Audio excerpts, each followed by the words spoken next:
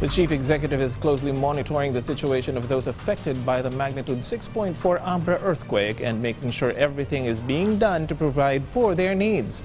The president is zeroing in on temporary shelter and power supply restoration to make the survivors more at ease amid the threat of aftershocks. Alan Francisco has more. President Ferdinand R. Marcos is monitoring the government's response to those affected by last night's strong earthquake in Abra and neighboring provinces. Nakuha ko yung mga last reports were at about midnight last night. According to the president, there is enough food and shelter for the survivors of the earthquake in Abra. We do not have a critical problem when it comes to food, maybe shelter. That is the most important part of the relief that we have to provide now for the people affected by the earthquake last night.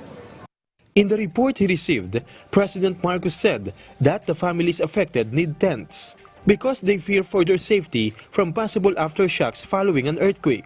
He said schools were closed today to ensure the safety of the buildings and the welfare of the students. The restoration of electricity supply is also a concern after the earthquake struck. In Ilocos Norte, the power has come back. Ilocos Sur, the power has come back.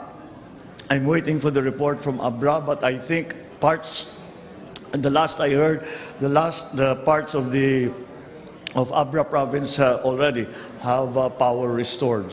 That's why, in an earlier social media post, President Marcos said that he is coordinating with the Department of Energy for the immediate restoration of electricity supply. He also talked to DPWH for the inspection of roads and buildings, DSWD on relief goods for the quake victims, likewise with the DILG. The president also reminds everyone in the affected areas to avoid tall structures. Alan Francisco for The Nation.